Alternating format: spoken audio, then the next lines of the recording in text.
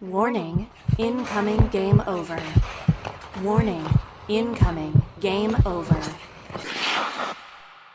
Hello, welcome, bonsoir, mes amis, and I'm here, Andrew Berkshire with Jordan Hachey.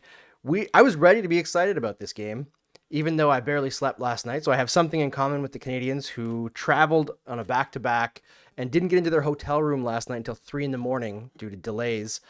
So as much of a scheduled loss as there can be, fifth game in 7 days for the Montreal Canadiens today, like it's about as bad as it could be. So getting a point out of it, not so bad, but it kind of feels like a missed opportunity tonight. Yeah, you feel for the guys playing today where in the late in the game especially, they just looked like they were skating in molasses and skating in cement. But it is disappointing because if you watch that game, they should have won, or at least they should have done something better because of the terribleness on the power play. I Yeah. have no other words for it. It was just so bad. Well, the fact is, this is a game of like extreme highs and lows, and we're gonna get into that. We're gonna start in the first period. We're gonna talk about special teams because that's kind of the story of this game. We're gonna talk about how the game went. Second period, we're gonna talk about Sam Montembeault, who I thought he had a statement performance on the ice tonight and was kind of let down. And third segment, did we decide a third segment? I don't remember now. I didn't write it down. Well, we were going to talk about just the schedule in general and Right. what it's got rolling just up until the break as well, and how we're looking, kind of a preview as well ahead of right before the uh, Olympic break.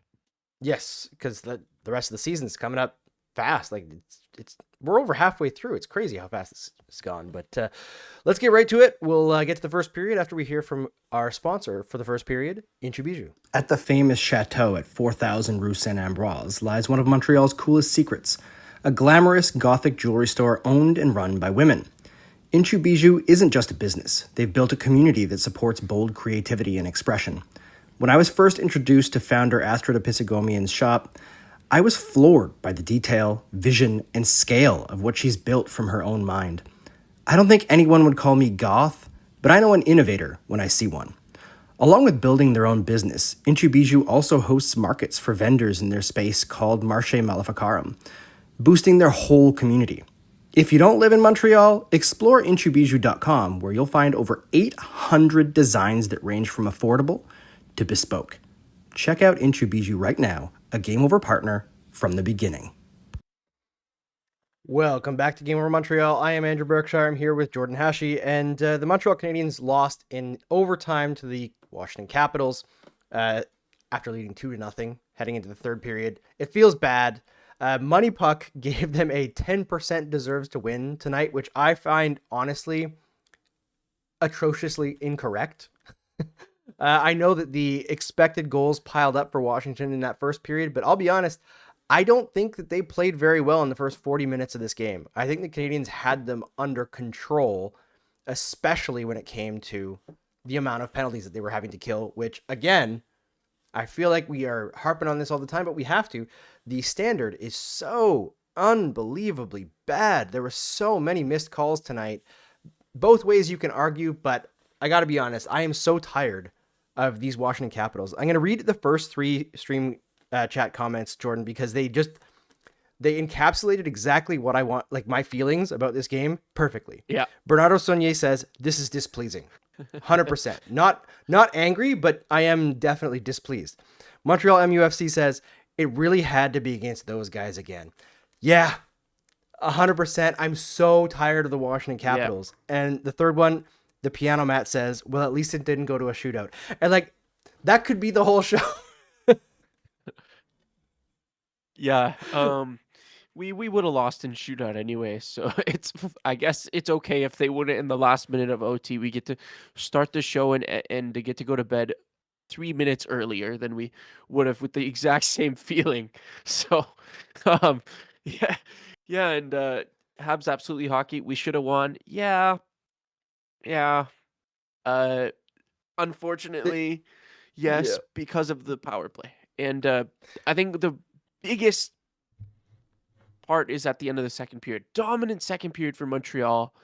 You're on a game 5 out of 7 with travel. You said they didn't get to their hotel room till 3 in the morning. You're playing incredibly. 3 minutes left, and you have a 5-on-3 that's delayed for 20 seconds because you're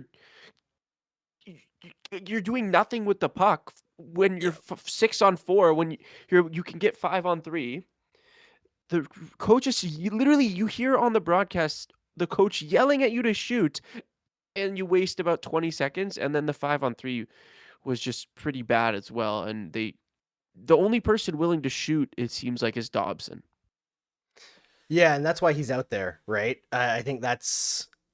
I did not like the exchange of Dobson and Texier on the top unit for Hudson and Demidov, and I understand the thinking. Texier is on a heater, so makes sense, I guess. If I don't really appreciate that kind of decision making, but I get it. NHL coaches are under a lot of pressure. Dobson, I understand more because they want a guy who's a little bit more shoot first. The power play has not been generating nearly enough chances lately. So I get it. However, doing both of those made the power play look really stagnant. And then you put Hudson and Demidov out on the second unit, and they just never really got a chance to get set up because that second unit's just not that good. Bolduc got, I think, a pretty decent chance on the second unit power play, but that's about it. And yeah, they had one really good chance on that 5-on-3, which was setting up Caulfield for a one-timer in the slot. And the set play was to have Slavkovsky there as a screen. But instead, Slavkovsky was out of position because his stick was knocked into the rafters by the Washington Capitals, who, like I said earlier, like the frequency of, I want to just straight up say cheating by that team is absurd. I don't know how they get away with it. It's crazy. And I understand you, like, for people who think that, like, oh, because it's a 5-on-3, you have to, like, give people grace. Is it a rule or not? Yeah. They call that. That exact play is called, like, in regular games. It should not be different just because a team is already up.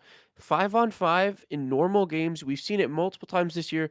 That exact play is called where you give a really strong stick lift to someone in the slot and they lose their stick. That is called at least semi-frequently. And it happens right in front of a ref, and it has a negative impact on our scoring chance, and it is just pretty annoying to where I thought, okay, whatever, you're not going to call it, but call it or don't call it. Don't call it sometimes and then call it and then not call it just because there's already a power play. Yeah. And it's not the only, if it was the only one, I think there'd probably be less frustration, but there were 3 significant hits from behind by the Capitals today that went uncalled. There was one on Slavkovsky, one on Carrier, and I am not remembering who got the first one, but it was in the first period, and it was pretty rough. It was way behind the play. Yes, on Struble. That's right. They caused the Xhekaj fight. Yeah. And, like, Struble didn't play a lot tonight, but, I mean, that's not the hugest loss. It just means more ice time for Hudson, and also the amount of special teams, right? But when you add those up, and you've got the history with these two teams, this is why you have a ton of Habs fans right now that are furious about the Suzuki penalty call in overtime, which was accidental, yes, but also 1,000,000% a trip for a guy who had a partial break. And the face-off situation with the broken stick, that was not a slash or anything. It just broke. So it's just a bad luck situation for the Canadiens, and I get the fury about it, but, like, that's why fans seem so irrational about penalty calls in the NHL, because we're gaslit the whole damn game, and then the moment something goes against you, you're like, oh, it's rigged. It's not rigged. It's just terribly applied. The rule book is terribly applied in the game, and it's a huge issue. Yeah. I'm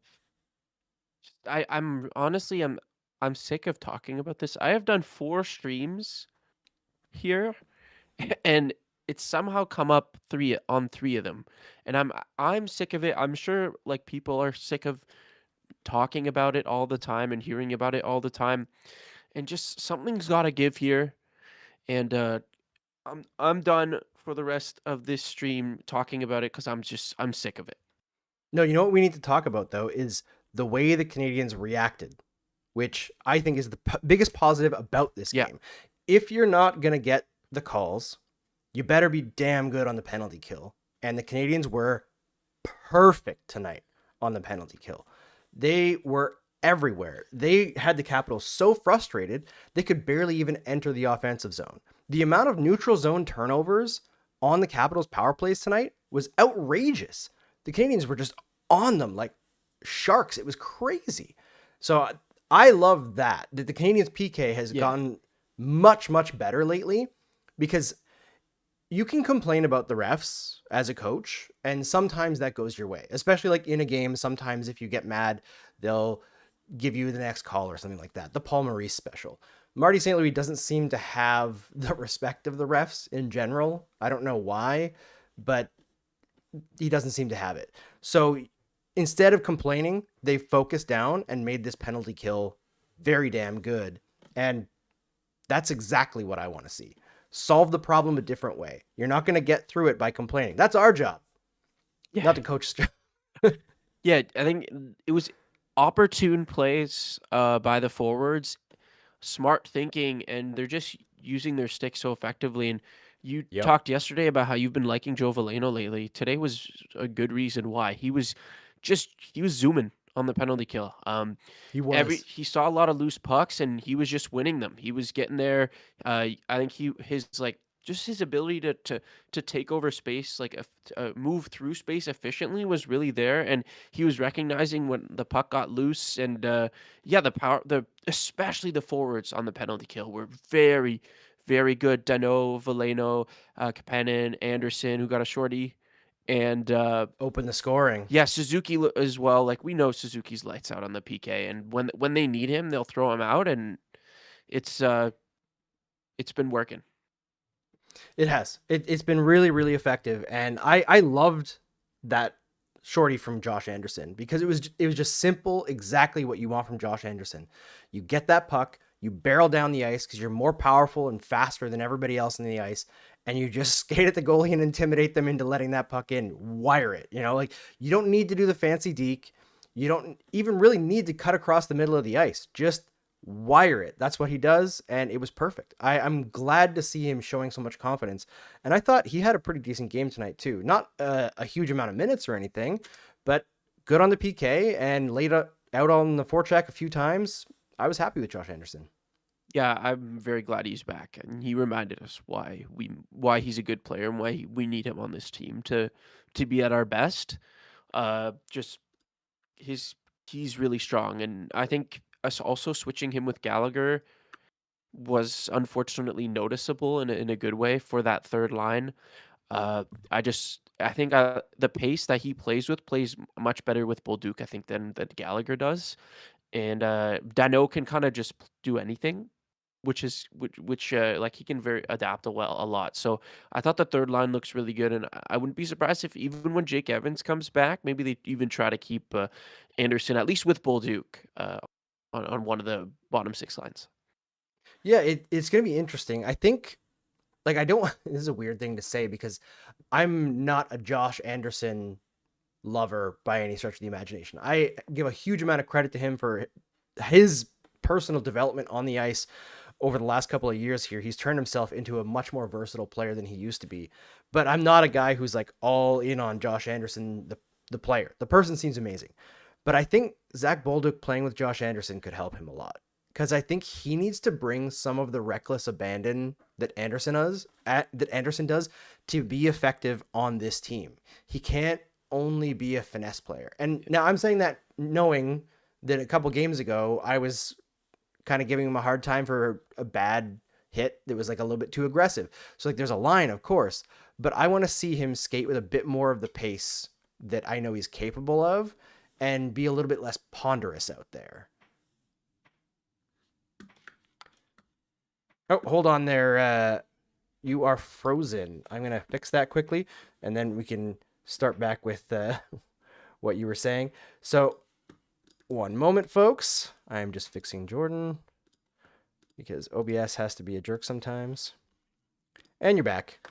Yeah, I think skating a bit like a freight train should help Bolduc. I think that's what Anderson does. Like every game, he's like a raging bull sometimes on the puck, and yeah, I think it'll help create create more opportunities for him to use his shot because you see Anderson gets a lot of actually high quality opportunities, and Bolduc is a better shooter and finisher and probably at least than Anderson is. So it can help create different types of chances for Bolduc if he can add that sort of element to his game.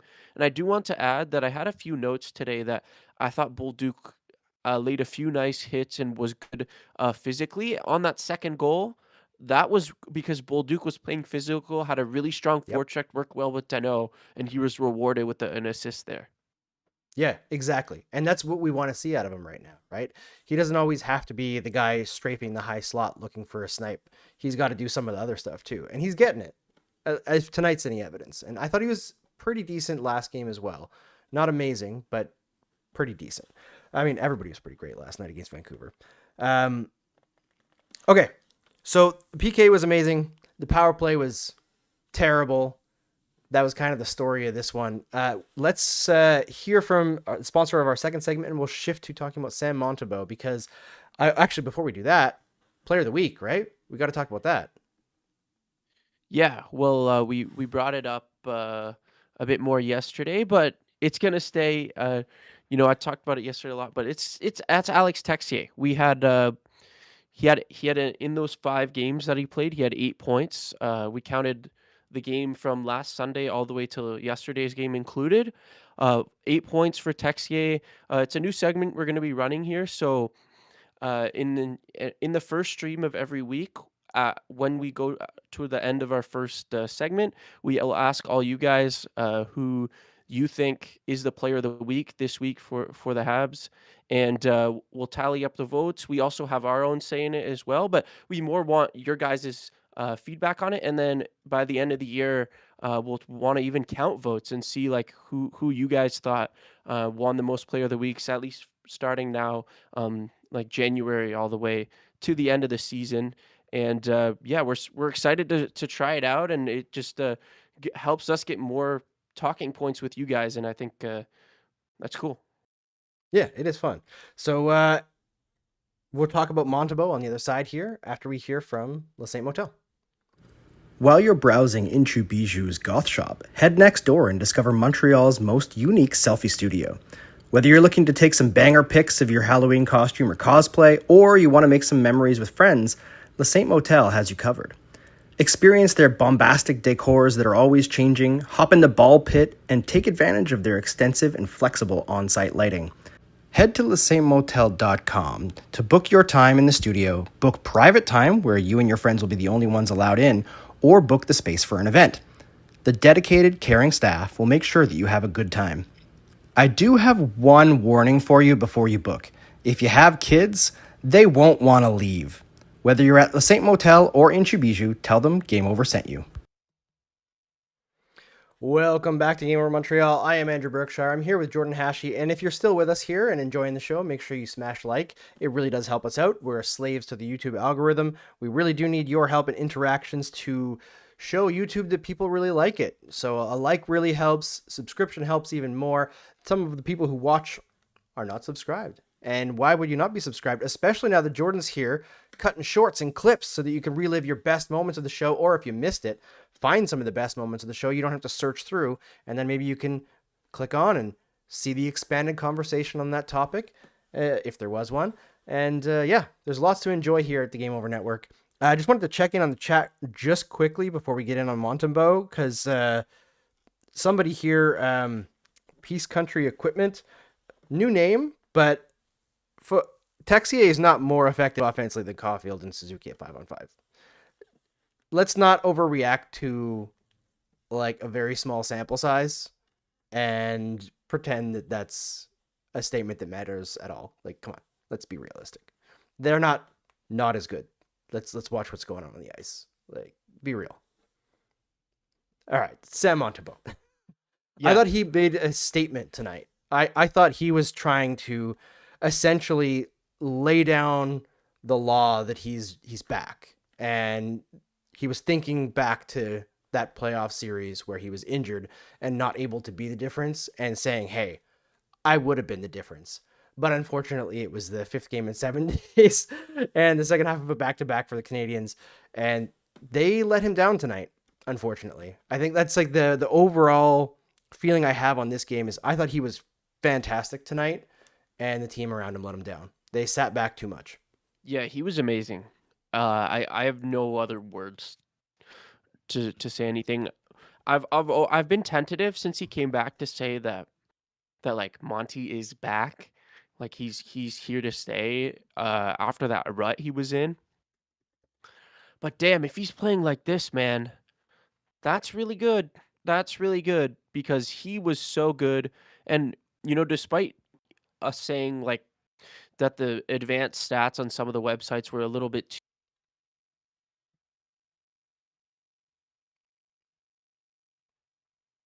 Yes.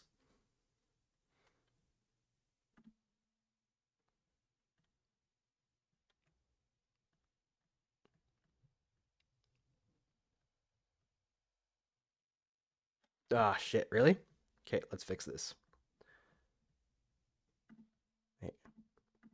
No, that's the worst thing. They can't hear you if you're frozen. So it really disrupts the show, and I'm hoping that it gets fixed really fast. It's fixed now.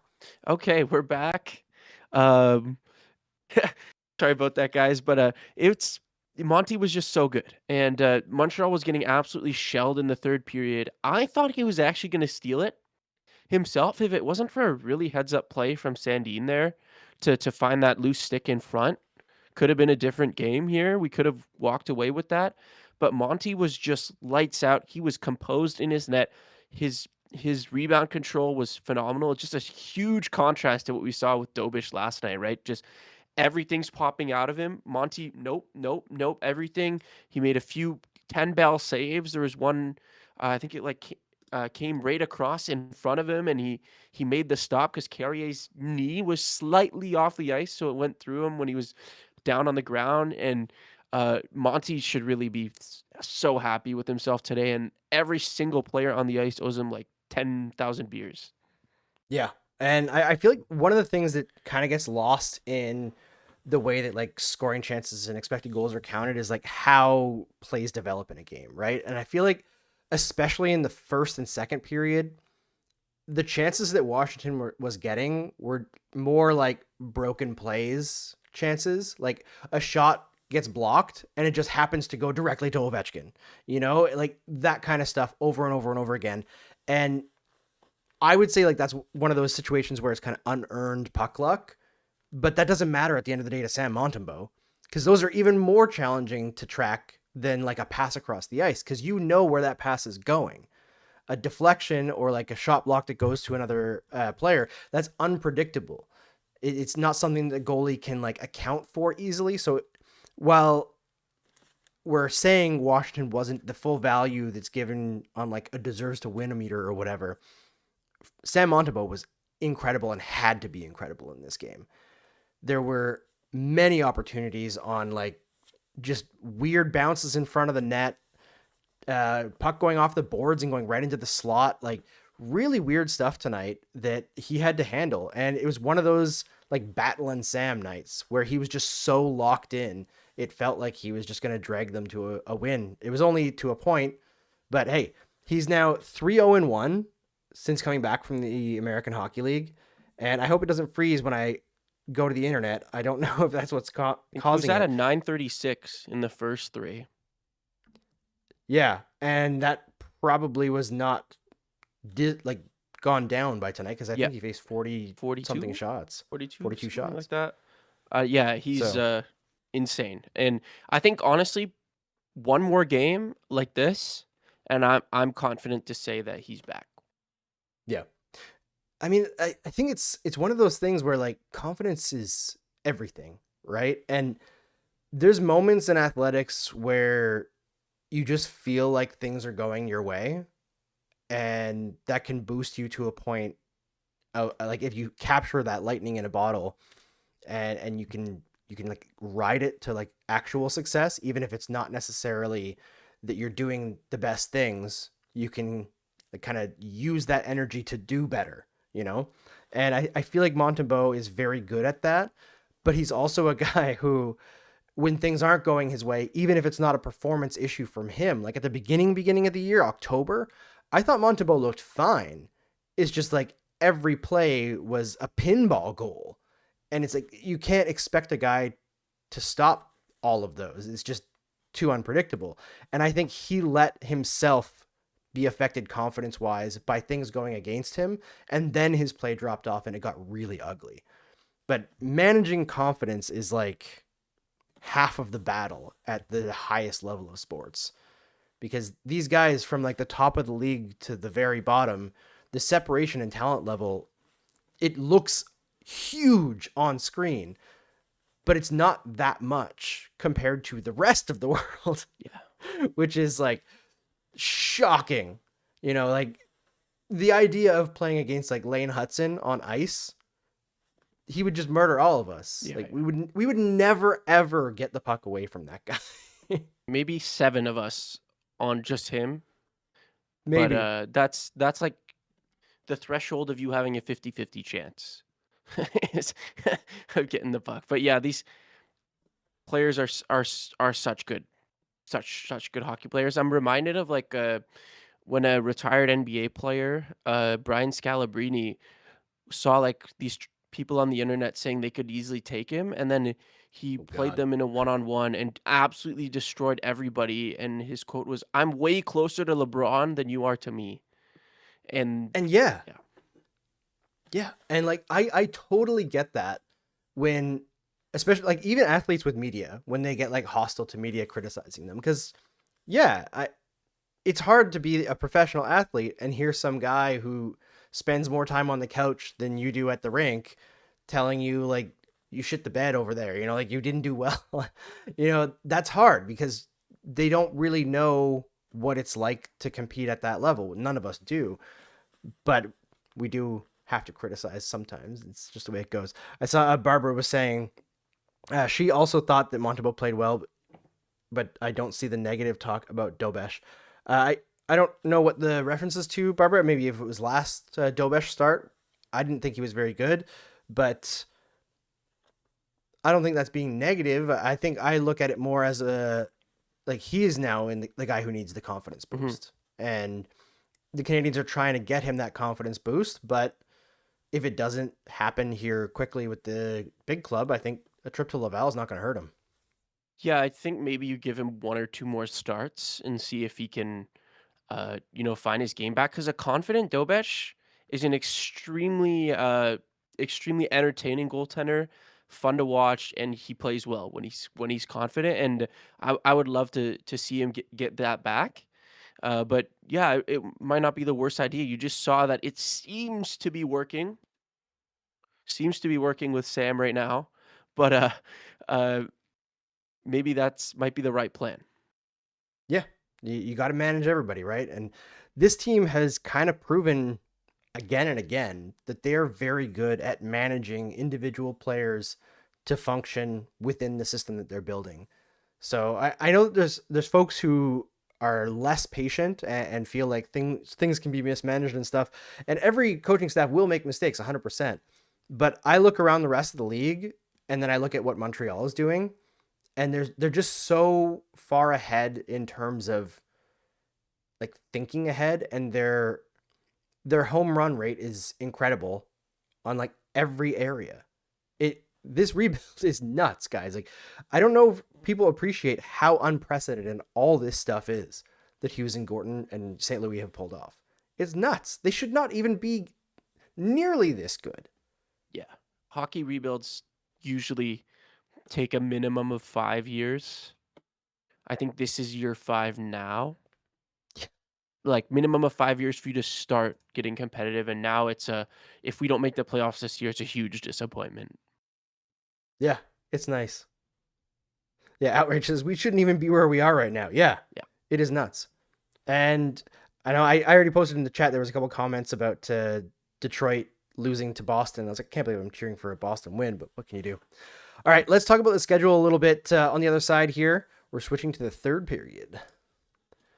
We are now in the third period, and if you really like the show, make sure you like it on YouTube, and you can subscribe here as well, and mention something in the chat. We've got a. I don't think we're gonna do the overtime tonight. Honestly, it's just late, and I barely slept last night, just like the Habs. My youngest got up in the middle of the night, so I was dealing with that. So it's a back-to-back. Also, I think we're all a little bit exhausted.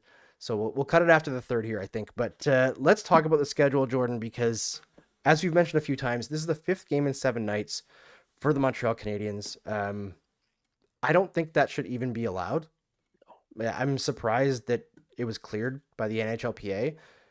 I'm hoping that there will be some talk about this season in the NHLPA due to all the high frequency of injuries with this schedule, because it's not looking great.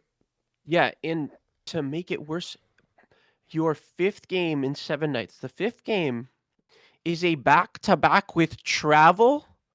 Oh my God, man! That's where you ridiculous. don't get into the hotel until 3 a.m, dude. That's just when you get in too. Like, you might not sleep right away till like 4, right? Like, that's oh my goodness.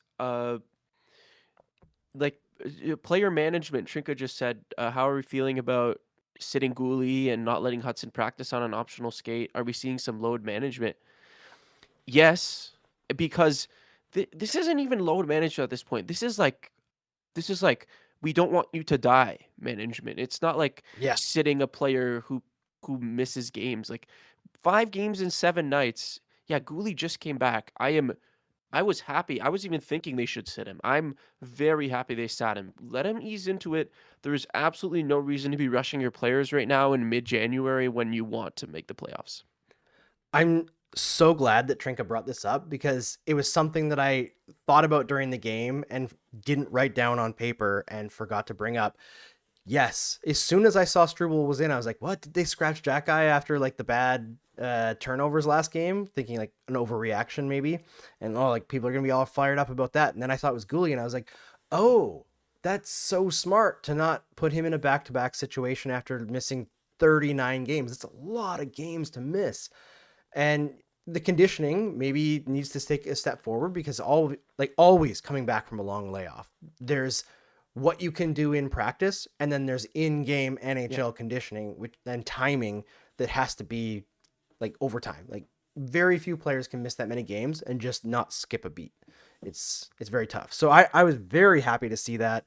And I hadn't heard about the Hudson thing, not letting him take an optional practice, but I like that too. Sometimes you do have to limit players, and I think most of the time they're probably going to trust players to make that decision for themselves, especially a freak like Lane Hudson or a guy like Mike Matheson, who's in the gym like all the time, which is why he could play. I think through the first 6 minutes tonight, he on the PK, he played 5:47. Like, that doesn't even compute. Like, how's that possible?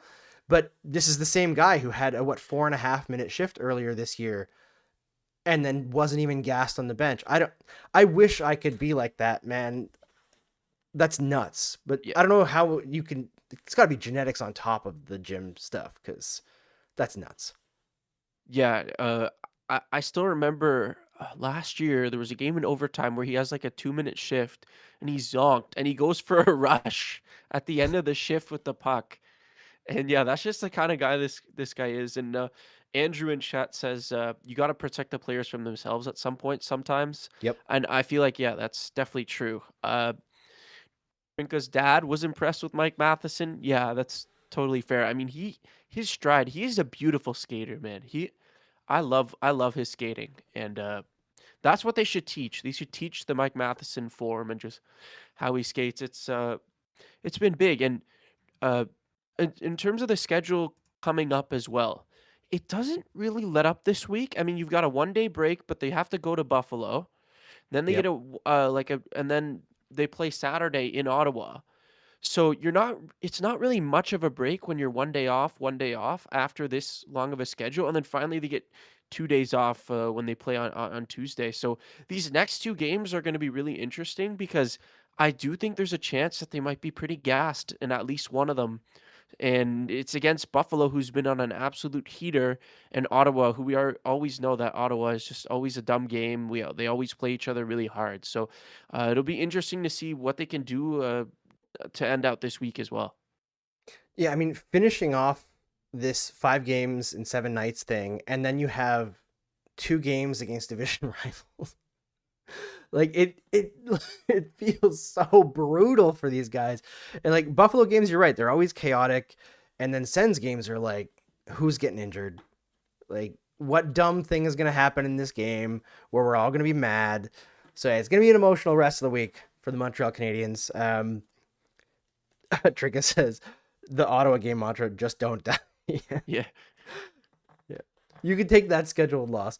I feel like Ottawa is the team that is going to be the thorn in the Canadiens' side when they ascend to like legit contender, which frig man, if it might be this year. They are so impressive to me with their growth and what they've battled through, because as we've mentioned with the schedule, like on top of that, the injuries, like, and the officiating hasn't gone their way this year. Everything that could go against them in terms of like outside interference in their success is kind of stacked against them, and they're still doing it. Like, they're still improving, and I'm continually wildly impressed. Yeah, it's been a tough season for Montreal, and they're still showing up. They're showing up like a veteran team. They're growing. They're doing everything right now, and it's going to be a tough stretch to end the season as well. I think I saw they had the fifth hardest schedule or something the rest of the year based on opponent win percentage, if I'm not mistaken. So it's not going to let up here for these guys. And good news is that the Olympic break should be really nice for Hudson, should be really nice for Caulfield, should be really nice for Matson. And yeah, every team can say that, but not every team has someone as good as Lane Hudson who's not going. So that's all Or I'll Cole say. Caulfield even. Yeah, Like, yeah. both of them could be Olympians easily. So there's lots to look forward to. I saw, actually, before I close out, no, we'll leave it. We're gonna close out. Thanks so much for joining us here tonight, guys. It wasn't the best ending to the game, but I thought the Canadiens played extremely admirably over this extremely tough stretch. So all positives, eh? Yeah. Great 5 games stretch here. Thanks so much, guys. I'm super happy to be on here, and I'll be here for a while. So get used to me, I guess. And thank you guys so much, everyone in the chat. I appreciate everyone who's commenting, interacting with us, and have a good night, everyone. Have a good one, guys.